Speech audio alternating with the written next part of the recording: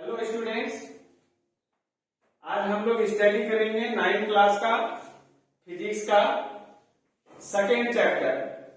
और आपका second chapter है force and laws of motion. इसमें से हम लोग आज प्रूव करेंगे फोर्स का फॉर्मूला। सबसे पहले क्वेश्चन देखिए आपका क्या है।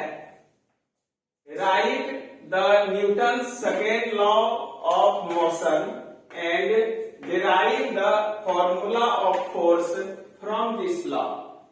सेकेंड लॉ ऑफ मोशन से हम लोग फोर्स का फॉर्मूला प्रूव करेंगे और इसी फॉर्मूला से ये फॉर्मूला प्रूव होता है। तो सबसे पहले देखिए Newton second law of motion है क्या। Newton second law of motion इस तरह है। The rate of change of momentum of an object is directly proportional to the applied force and take place in the direction of the force। देखिए इसको prove करने के पहले हम लोगों को ये इतने सारी बातों को जानना है, लिखना है। तो इसको प्रूव करने के लिए क्या क्या लिखना है, ये सारी बातें लिखी हुई है, इसको पहले देख लीजिए। Let an unbalanced force of an newton is applied on an object having mass m kg। एक ऑब्जेक्ट है जिसका मास m kg है, उस पर एक हम लोग अनबैलेंस्ड फोर्स लगा रहे हैं and its initial velocity u metre per second 40 second. कहता है कि एक ऑब्जेक्ट है जिसका मास m kg है, उस पर एक अनबैलेंस्ड फोर्स F न्यूटन लगाया जाता है और ऑब्जेक्ट का मास m kg है और साथ में ही इसका initial velocity u metre per second है। ये फोर्स t सेकेंड तक लगाया जाता है। After t seconds its velocity becomes v metre per second. यानी t सेकेंड तक जो हमने फोर्स लगाया तो जाहिर सी बात है कि ऑब्जेक्ट का कुछ फोर्स बढ़ेगा, तो ऑब्जेक्ट का स्पीड बढ़ेगा। तो ये ऑब्जेक्ट का जो वेलोसिटी है u से अब v हो गया। ठीक है, अब यहां पर देखिए according to definition the rate of change of momentum. यहां मोमेंटम की चर्चा हुई है, तो सबसे पहले मोमेंटम हम लोग फाइंड करेंगे।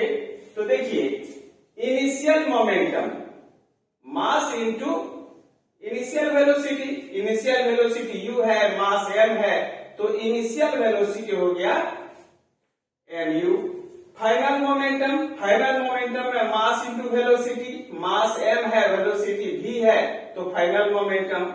और इसका अगर डिफरेंस निकालेंगे चेंज इन मोमेंटम बराबर mv माइनस mu। यानी बाद वाला मोमेंटम में शुरू वाले मोमेंटम को घटा देते हैं तो डिफरेंस आता है, यानी चेंज कितना हुआ वो आता है mv माइनस mu। रेट जब हम निकालते हैं तो रेट निकालने के लिए इसमें t से डिवाइड किया जाता है। तो देखिए rate of change of momentum बराबर mv minus mu by t है। यहां पर देखो अभी डिफिनेशन में है कि rate of change of momentum of an object is directly proportional to the applied force.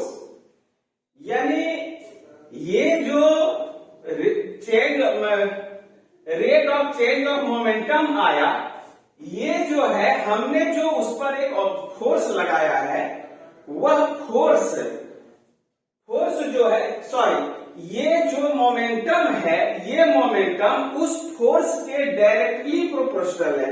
यानी प्रोपोर्शनल को इस तरह लिखा जाता है F is directly proportional to mv minus mu by t। ठीक है, अब अगर हम इसको हटाते हैं, इसको हटाने के लिए एक कांस्टेंट का यूज करते हैं और बराबर देते हैं, यानी F इज इक्वल टू दे देंगे और ये जो हटा प्रोपोर्शनल, इसके लिए एक कांस्टेंट आ गया कांस्टेंट आ गया, उसके बाद ये जैसे का तैसे लिख दिए, यूं ही लिख दिए। यहां पर हियर के इज कांस्टेंट, के इज कांस्टेंट। यहां पर देखिए m हमने कॉमन ले लिया, f इक्वल टू के, यहां है ये है m और m कॉमन है, m ले लिए। उसके बाद देखिए यहाँ क्या बच गया आपका, v बच गया, उसके बाद यहाँ u बच गया और t तो है ही। अब यहाँ के बाद हम लोग यहाँ आते हैं, देखिए f लिख दिए, k है k लिख दिए, और v minus you by T ये हमने पहले ही पढ़ चुका है, तो v minus you by T के लिए a आ गया। अब अगर यदि कहा जाता है if a force of 1 Newton is applied on an object having mass 1 kg and due to application of force the produced acceleration is 1 meter per second square, then k will be 1. How? Look at here. F is equal to kma. F you have got here, F 1 Newton, 1 Newton, m 1 kg, m 1 kg, and acceleration is 1, then k is equal to 1. अब इस value को हम लोग equation first में रख देंगे। Putting this value in equation first, इस equation first को ले लिए, f is equal to kma. Here k is 1, put this value here in the place of k, f is equal to k into ma, or you get f equal to ma. Here f is applied force and m is mass and a is acceleration.